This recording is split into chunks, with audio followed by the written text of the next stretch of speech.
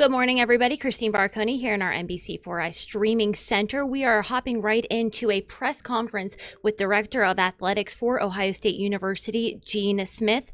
Let's tune into that right now and see what he has to say. Plan. Yesterday was a challenging day for everyone in our athletic department, in our business advancement unit that some of you are familiar with, that we also oversee. Every person in those units were impacted in some form or fashion via furlough or salary reduction opportunity. So with the exception of our sports psychologists, who we felt were important to keep online at all times for our student athletes. You have the information in the release relative to the numbers and the furlough days and things of that nature. Our primary objective was to make sure that what we did in our personnel management space was to try and protect the needs of our student athletes. That's why our athletic trainers and strength and conditioning coaches are in the 5-day furlough category. And keep in mind that the furloughs are a window of time between October and June 30th of next year. So our strength and conditioning coaches and athletic trainers should be able to provide the ongoing service for our student athletes. It's particularly important for this fall. We have no sports at this time. There's no one competing. So they're working out, they're training, they're being tested, all those type of things. And so that part of our personnel team is critical to the well-being of our student athletes. And so we went with the 5-day protocols there. Then you see the rest as in the release. The contracted employees are voluntary opt-in option. It's equivalent to a 10-day furlough. They will receive today, and I will receive today, a document from HR asking for formal opt-in. I anticipate that all of our contracted employees will opt in at some point, but that'll be their decision. It's certainly optional because they are contracted. And I anticipate they all will. Ryan Day and Chris Holman and I have already had conversations. I know they will opt in, but they still have to formally do it through the HR process that's been defined by the institution. Some of you have gone through this, so you know how challenging it is. And you know how much we care about our families, so it was hard all across the board. 25 people's lives were significantly altered through the reduction in force. And it was obviously a challenging day for a lot of our unit managers working with HR who actually had to go through the process of informing those individuals. We would do our best to help them as they move through rethinking their careers and trying to help our best to try and help them get placed based upon what they want to do. People in the 60-day furlough category, fortunately within the institution, great partnerships, they've all been redeployed and they'll have other jobs at the institution, and their salaries and benefits are made whole because of the new jobs that they'll be in until December 31st. If we feel the need to bring them back because of some work in our space that evolves, be it basketball or men's ice hockey or whatever, when we have clarity on what those sports look like relative to activity, then we may be able to bring a few people back from those redeployments. So that's the primary message today. Our budget is uncertain. You have the numbers, but I'm gonna just be quite frank with all of you. They mean nothing at this point in time relative to accuracy. They're estimates. Our media rights with football are still being determined with our television partners. So there's no recognition of that at this point in time, regardless of what all the experts say nationally and relative to their assumptions. But our conference office with our television committee are working closely with our television partner to ascertain what the value of our current schedule is. And of course, as you guys have all witnessed, there's been a lot of games postponed. So hopefully we can play all the way through. But if we don't, then that number changes again.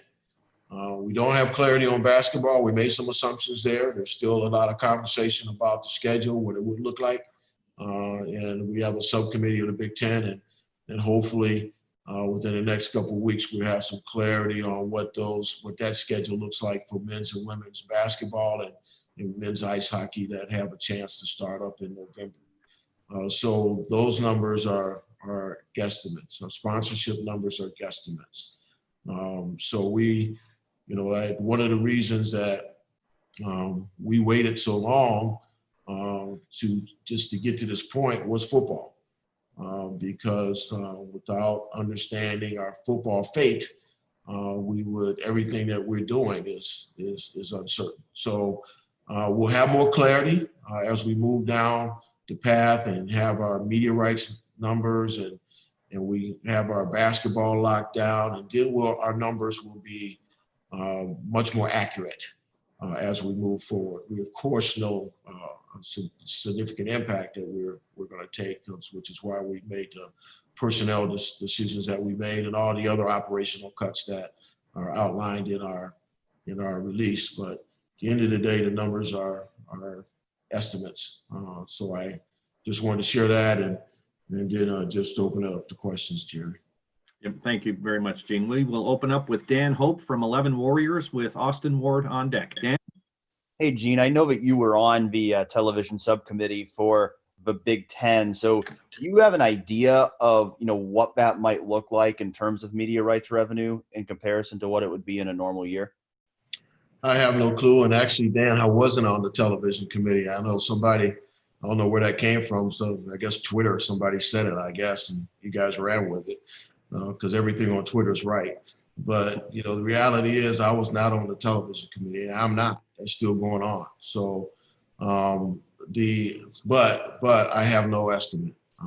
Obviously, we have 9 games as opposed to, the 12, and so the dates and times will be different.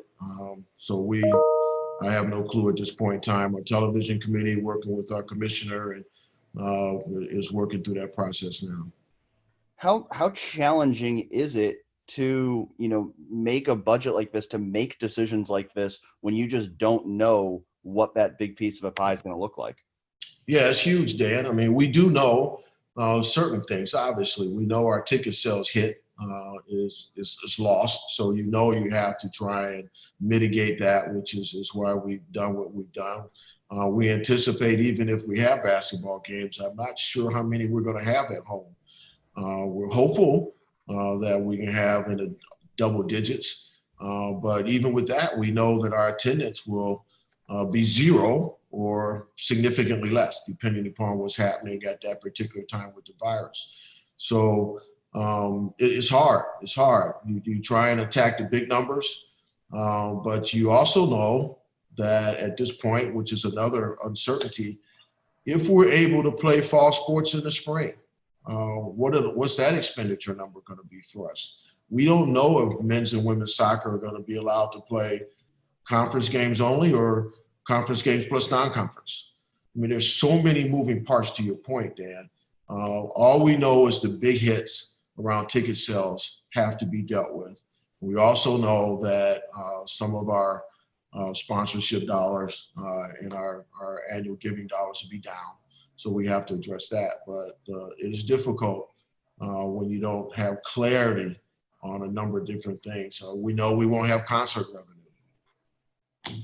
We know that. So there's just a number of different things like that. We knew we won't have concessions revenue. We won't have parking revenue. So those things we know, but it's still, to your point, Dan, it's a little difficult. And I'm hopeful once we get some clarity on the media rights and some clarity on basketball schedules, we'll be better served with our numbers.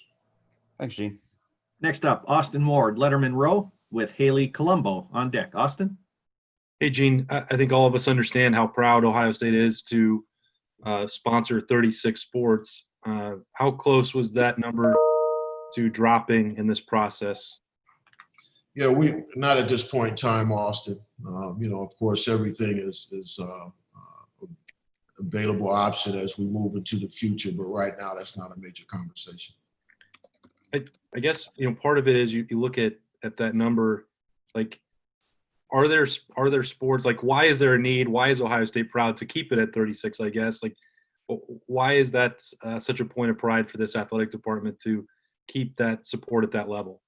Well, all of us care about our student athlete opportunities.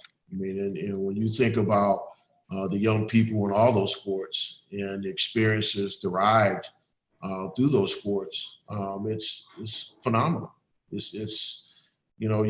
We all love football. We focus on football. That's what we do. But when you think about the other sports and you see them winning national championships, or you see them winning conference championships, and you see them performing at the top end academically, and you see them graduating and staying in Central Ohio and staying in Columbus and becoming contributors to our environment, there's lessons learned in those sports that are equivalent to football. They are. So I can just give you my speech, but I won't. I know you all know it, but at the end of the day, those student athletes derive the same benefits. And so, and actually, for some of the sports, if you did the math, keep in mind, most of those sports are equivalency sports. So super majority of those student athletes are paying their own way. So what we have done with a number of them sports is reduce the expenditures in their operations. And the coaches have been great about that. But when you start to actually do the math on your scholarship count, many of them are paying their own way. And so it's an interesting math issue, but at this point in time, that's not on the table. Thanks, Gene. Next up, Haley Colombo with Business First and Nathan Baird on deck. Haley? Hey, thanks. So how do you plan to cover so I know media rights will come in at some point, so it won't be quite $107 million, but do you have to cover that deficit in some way? Do you cover it with fund balances? Will Ohio State give some money to cover the the $180 million in expenses that you do have? Is there loans that you're taking out? What is your plan for that?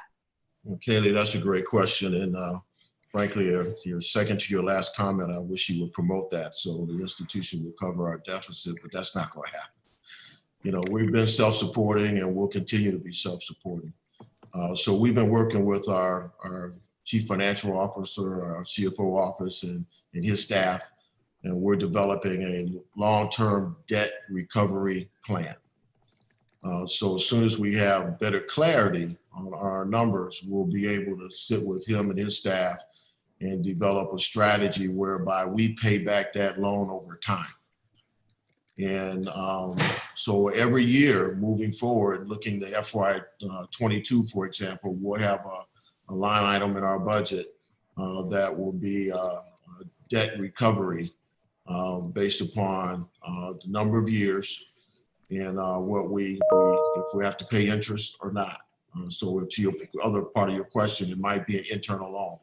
And of course, I'm going to battle for it not to be interest-bearing loan. It should be interest-free. So we're going to do our best to develop a long-range plan. So we'll maintain our self-supporting status because we'll pay back our debt. To your question, when I was at Eastern Michigan, when we had those type of debts, the institutions covered those debts. And that's what happens across the country at a lot of schools.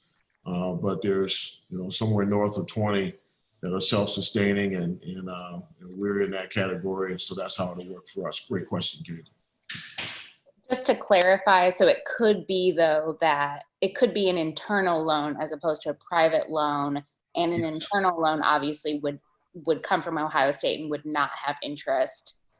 It will be an internal loan and it could have interest. Okay. That would be something I have to negotiate with our CFO in that office. Okay, thanks. Next up, Nathan Baird with Cleveland.com and Bill Rabinowitz on deck. Nathan? Hey, Gene, can you further explain why for the 47 employees, yourself and the highest paid coaches, I assume, why are those contractually, why do they have to be voluntary? Why can't those be mandatory salary reductions? And then further, the most exorbitant salaries or the highest salaries, why are those not reduced further in order to avoid the layoffs and the salary reductions for lower paid employees, the furloughs and things like that? Yeah, so the contract is a contract. So you have to abide by the contractual obligation that the institution has with that individual. So, you can't mandate someone or any entity that you have a contractual relationship with. You can't mandate that. You have to abide by the contractual agreement that you enter into with that entity or that individual. So that's just legally the responsibility. We wanted everyone in the department to be the same. And obviously the 5% is on a bigger number, so it's a big number. But at the end of the day, we wanted everyone to be treated the same. And we felt comfortable with that, and so does our team. Will this change the way that you maybe approach those sorts of contracts in future? Just, obviously this is kind of a once in a lifetime situation, but is it making you rethink the way you approach that kind of contractual language, or just maybe other things within the athletic department that were previously like fixed costs? Do you approach them differently in the future? Nathan, that is a great question. You might get hired on our staff. So everything we do now is being rethought.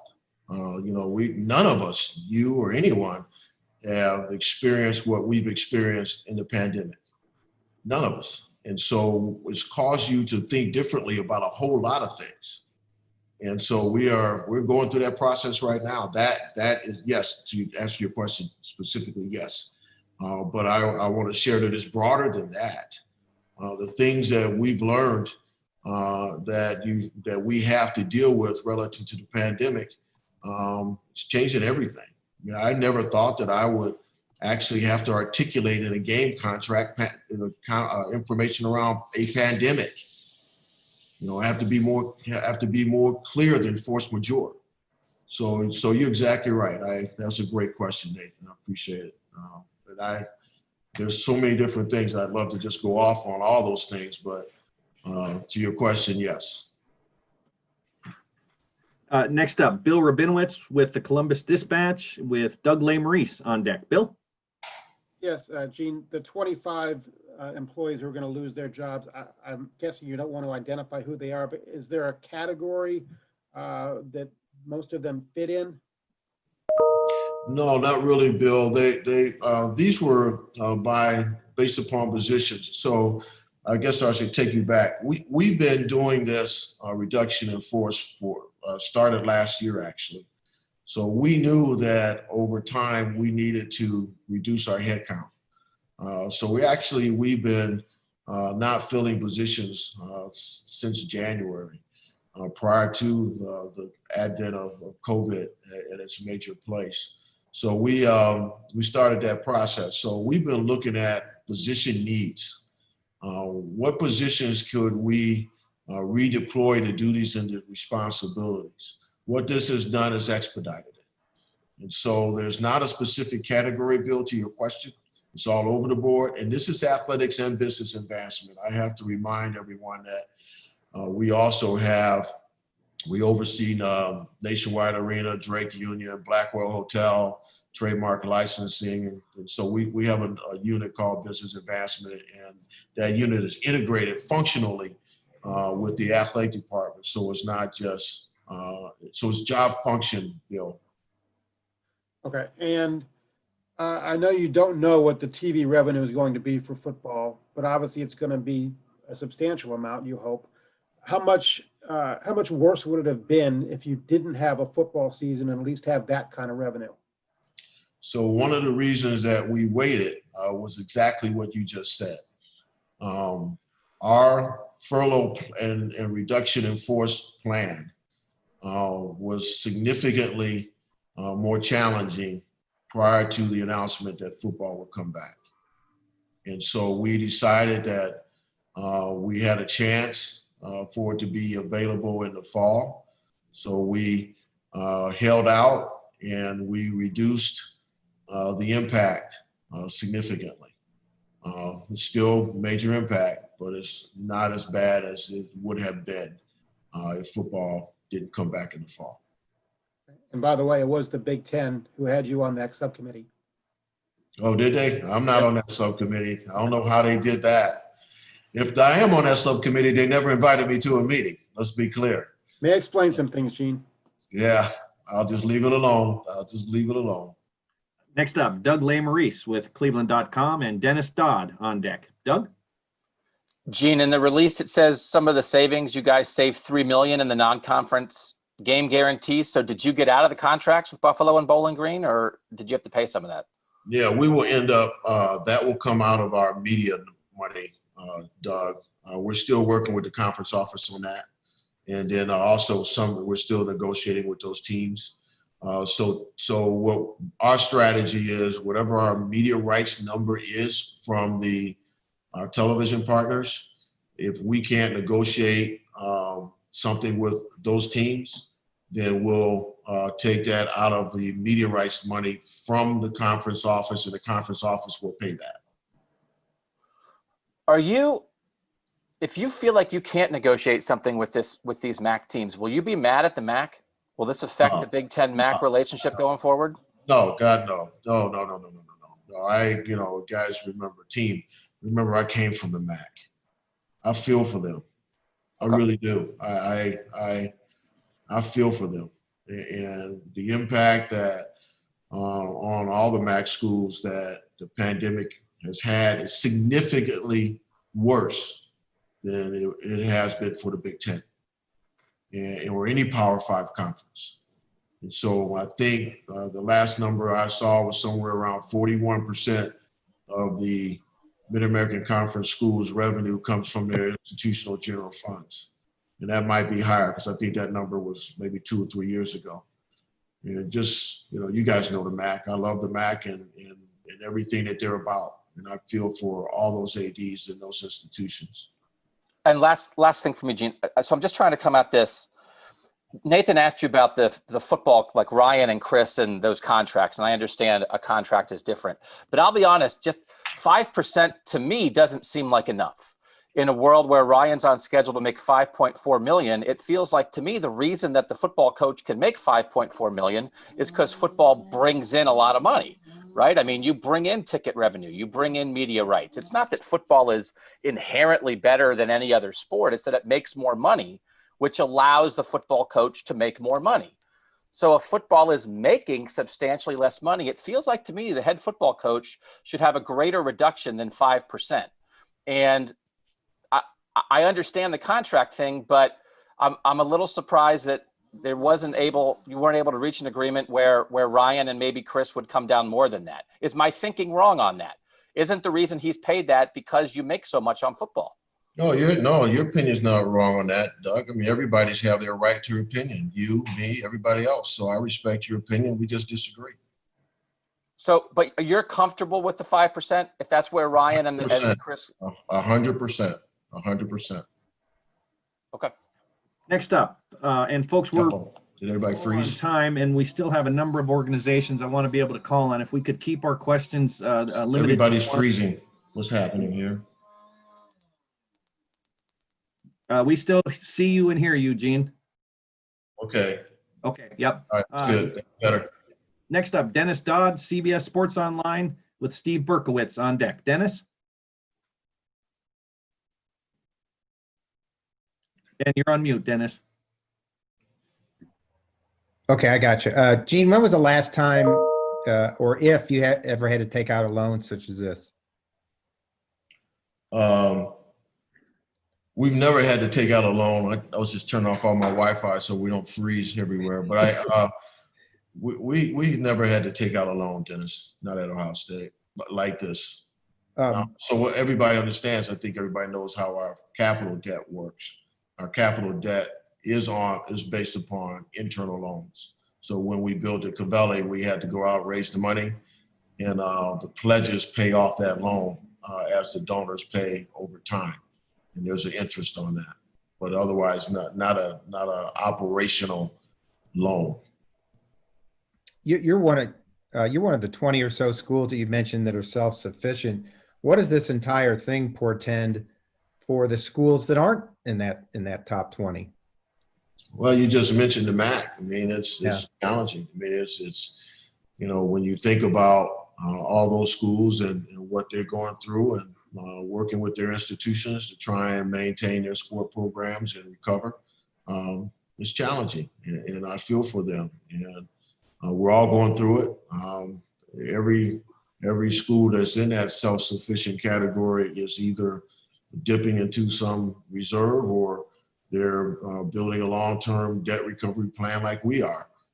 Someone may have the capacity to go outside and do a private loan, going back to Kaylee's question. If you're a private institution or you're a separate 501c3, you may have the capacity to do that. So there's a lot of different funding models to recover, but obviously the other schools are challenged. Thanks. Next up, Steve Berkowitz with USA Today and Clay Hall on deck. Steve? Gene, the salary reduction that is outlined, the coaches having their compensation divided into different buckets, is that percentage reduction being taken against the total compensation or against only the base salary portion, or how is it being apportioned? Great question, Steve. It's base. It's being taken off of the base. It's being taken against the base only? Yes. Thank you. Next up, Clay Hall, WSYX TV with Joey Kaufman on. Clay? Gene, you didn't specify where the cuts came. Would you say most, I guess the bottom line is, did you cut any coaches in this 25 positions? No. Thank you. Next up, Joey Kaufman with the Columbus Dispatch and Dan Perlman on deck. Joey? Gene, just to clarify, as far as the loan goes, are you guys able to take out a loan from a lender not being the institution? And do you have a preference about taking a loan versus from the institution or like a outside lender? No, I haven't explored that. It's a great question, but I really don't know because I haven't explored that because we're comfortable working with our CFO in the university. And just as far as being self-sufficient, how important is that to you as a department? I assume as long as you've been here that the department's been self-sufficient, but is that something you guys are told it's important to maintain? Can you just speak to the importance of that? Yeah, it's very important. We don't want to be a burden to the institution. We want to be an asset, and that's what we want to do. And there's a focus on making sure we maintain that status as an athletic department, which is why we're doing what we're doing. So it's very important to us. Dan Perlman, NBC4 with Steve Helwagen on deck. Dan?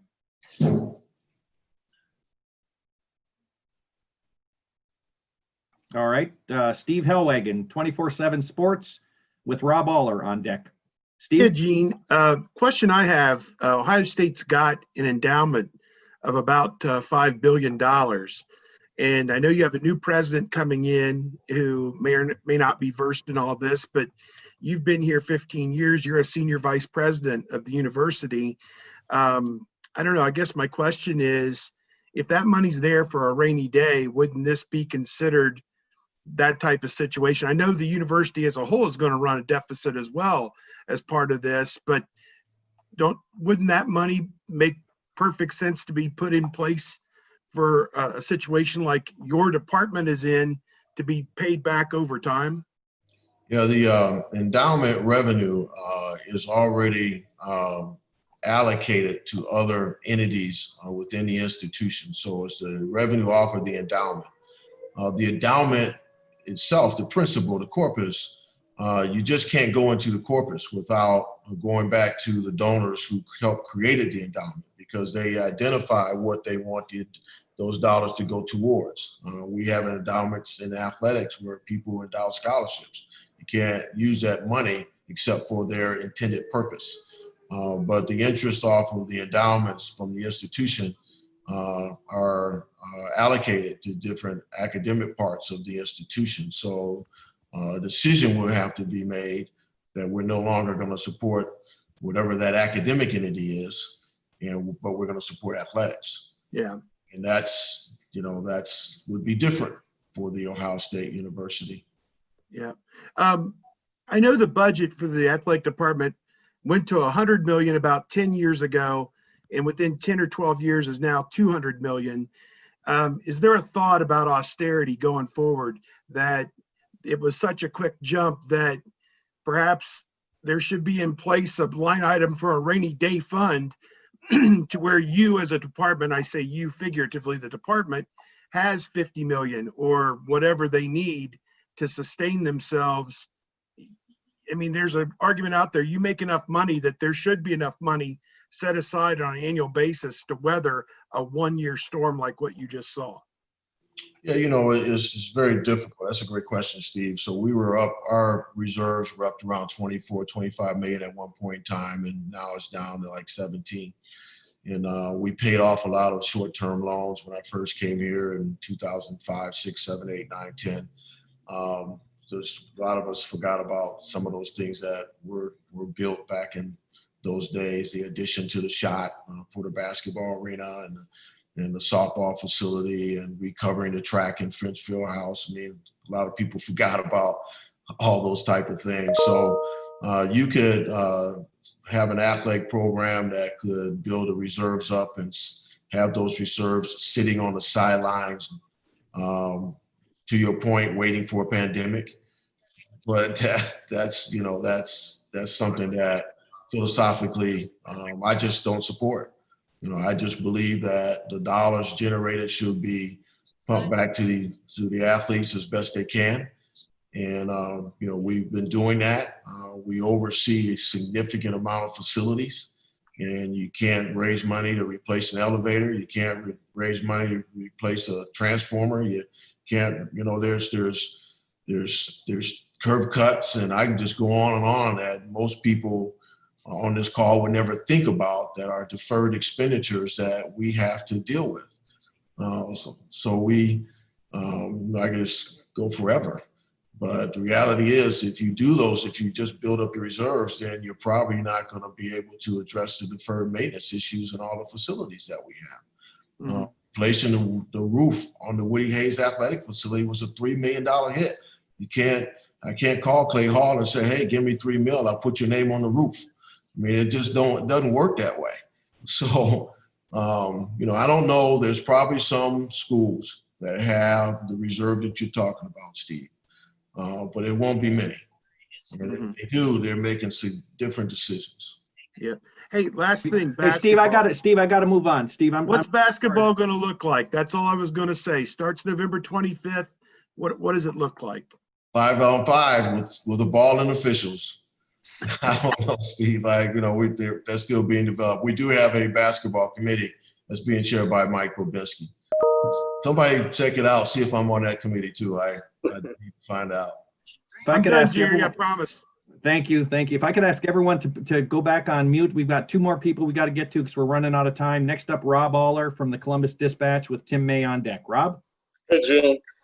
You've said correctly that you're an athletic department, not a football department. That said, football funds pretty much everything with some basketball thrown in there. Kind of philosophically speaking, moving forward, maybe in the short term, maybe long term, are you going to have to start flying coach instead of first class, sort of in football, if that makes any sense? No, that's great. That's a great question, Rob. we're anxiously waiting, for example, for our game times. You know, we may go to a place day of game and, you know, fly in, play, and fly out. We may bus to East Lansing, you know, so we don't know yet. You know, obviously everything's dependent upon game time, but there's certain things in the football space that we have already made some cuts in, but we will continue to look at it. And it goes back, I think, to Joey's question, somebody's question earlier, maybe it was Nathan's. We're going to everything's going to be different moving out, moving forward. And so, yes, the answer is yes to your question. Can you afford to do that with football, though? Don't you have to kind of keep up with the Bamas and the Clemsons and everything like that? You have to keep up relative to recruiting. First and foremost, you never touch your coaches, your recruiting, all those type of things at the end of the day are critical. Now, are there some other things that we could do differently? Yes, Rob. You know, we in normal times, the number of people that stay overnight in the hotel the night before a game, maybe we take that number down. So there's a lot of things, to your point, that we could look at. And will. We'll wrap up this call with a question from Tim May from Letterman Row. Tim? Yeah, a couple of three quickies. Gene, number one, are there two kinds of athletic departments right now? Those who have either made these cuts or will make these cuts? Yes. Number two, do you expect from a Big Ten standpoint for you guys to reap some type of, by meaning the Big Ten by playing, to reach some type of premium TV rights package from a financial standpoint? Or what are you just hearing from that standpoint of the fact that you guys will be delivering games, it appears? You know, I don't know, Tim. One of the things I don't want to do is negotiate in public with our partners. So I don't know that answer. Yeah. And number three, how much from these cuts that you're making, how much do you expect to save short term headed forward with just the cuts that you've instituted today or you've announced today? So I want to make sure I understood your question. You mean just for this year or more long term? Yeah. Well, just for this year. I mean, how close will this get to satisfying the hole that you're in? The personnel part was a $7 million hit, and the other cuts are outlined in the release. Okay. Thank you very much. That's great. Can I just clarify that piece of it? The $107 million, the cuts that were announced in the release, they don't close that $107 million gap. No, that's exactly right, Kenny. You're great. You're doing the math. There you go. Okay. And I will tell you, as soon as we have clarity on basketball, as soon as we have clarity on the media rights, we'll have more details for you. Oh, and the other piece, I think by that time, parallel to that, we'll have clarity on what the spring sports schedules will looking like. So keep in mind, we have expenditures for men's and women's soccer, men's and women's volleyball, field hockey that we don't know yet. So we don't know how many games we're going to have to travel to or host at home. So I think within the next, few weeks or so, we'll have clarity on all those things, and numbers will be much more accurate around those things. So we can have I'll probably have you sit down with our finance people at that point in time, because we'll be a lot more accurate. Does that make sense, Kaylee? But it's Haley. But Haley, I'm sorry. No, you're fine. So yes, but just to kind of make sure, the $180 million in expenses. That's right. And against $73 million in revenue, the revenue could be higher or will be ostensibly higher once you get media rights. That's right. Okay. And then, but that still leaves a $107 gap or $107 million gap. The $36 million in cuts, the cuts are against last year's revenue. Is that correct? No, the cuts are against this year's revenue. We're making cuts in FY21. Right. The numbers you're talking about are FY21. So those cuts impact FY21 deficit. Okay. Now I'm confused on that. So Harry, I knew we'd get here. She probably needs to talk to Joe. Yeah. She's Is Joe on the call? I don't think he is. But you can set that up. I mean, at the end of the day, no, everything that we shared with you today and in the release is FY21. Right. With the exception of the decisions that we made in FY20 that impacted FY21. Right. Okay. But when you say a $7 million cut in personnel, right? That's this year. That's FY21. Right. But is it, you're giving us the difference, right? By telling us the amount of the cut. But Right. what is the amount of, but what we don't know is the amount that will be spent on personnel. And I'm wondering, so the cut applies to 20, what it was in 20 and now what it is in 21, that difference is 7 million. I see what you're trying to do. You know, Joe, Jerry, she really needs Joe's information. Sure, yep. From FY20 so that she can see the comparison. That's what she's doing. Right, yeah. Yeah, that's fine. That's fine. I don't have that right. Hey, I don't have that in my head. Well, we certainly have FY20 information, and I know Haley's got a request in for some additional information, and that's something that we can work on offline if that's okay. Yeah, that's what I get where she's going. She's right.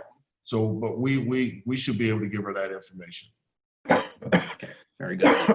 I want to thank Gene and Diana for being available today. For members of the media, thank you so much for being on the call, and we'll be in touch very soon about our next Zoom call, whatever that may be. But in the meantime, thank you again and have a great day.